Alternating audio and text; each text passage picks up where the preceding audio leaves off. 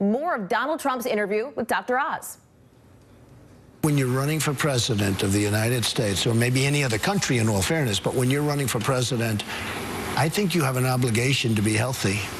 I just don't think you can do the work if you're not healthy. I don't think you can represent the country properly if you're not a healthy person.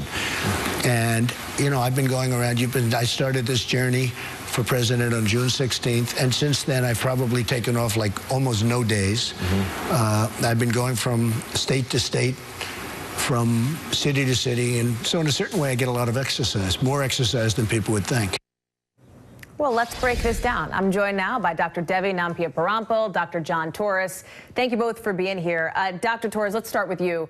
What is your takeaway from what we have heard from Donald Trump throughout the morning? Just big picture, like most important thing we need to know. The most important thing I think we need to know is we have more information, but I don't think we necessarily have all the information. But the big question is, does it matter what we don't have? Right now, we don't have any past medical history on him, and I think that's one of the important things we probably need to find out at some point, especially cardiac history, if there's any issues with that.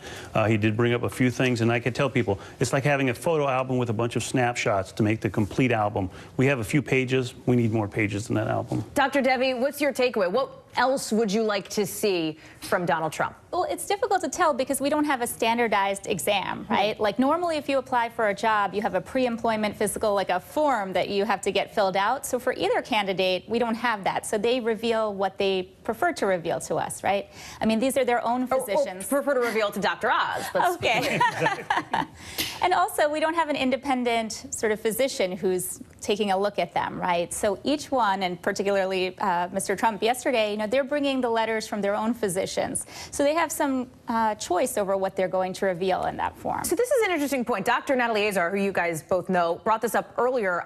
Should there be a standardized process then? Is that even possible? How would that work now for, you know, elections moving forward for both candidates? And, you know, there probably should be one at some point because it would make things a lot simpler, and we could all say, you know, we know the standardized process, we're getting all the answers we want, but the big question is who would make that standardized process, and could they make it so it's not politicized? That would be a big issue, I think.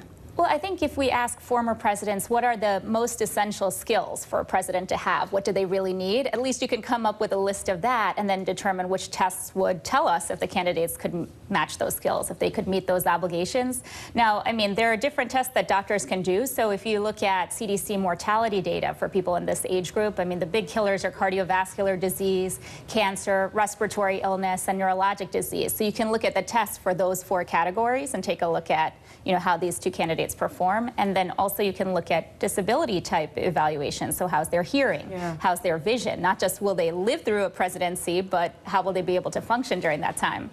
Go ahead, Dr. No, I was saying the big question is how much of that information, that's fantastic for a medical perspective as far as a doctor, that's what I want to know. But for a president going into the presidency, how much of that information is important and how much is private that we don't need to know or don't have a right to know? And so that's the question, right? Why does this matter? Why does this matter to voters? I mean, listen, you look at the age of these 2 candidates. Donald Trump, if elected, would be the oldest president to take office. Hillary Clinton, the 2nd oldest, which is why we're having this conversation. And when you look at sort of the health factors of it, are the rigors of a campaign trail enough of, like, you know, exercise as we've heard from Donald Trump in your view? And we don't have a crystal ball, so it's really hard to tell what's going to go on in those 4 to 8 years. But we've all seen the aging process of presidents from when they enter office to when they leave office. And it's a pretty dramatic change. So at the same time, we know it's strenuous, we know it's exertional, we know there's issues behind it, and it's very stressful as well. And so I think the picture we need to focus on is what does it take to get through that? And are we at that point where we know what it takes and we know what information we need? I don't think we're there yet, but we're getting more information, and I think it's going to be fine-tuned over presidencies to come.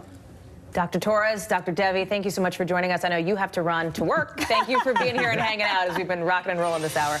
Up next, today's Microsoft Pulse question.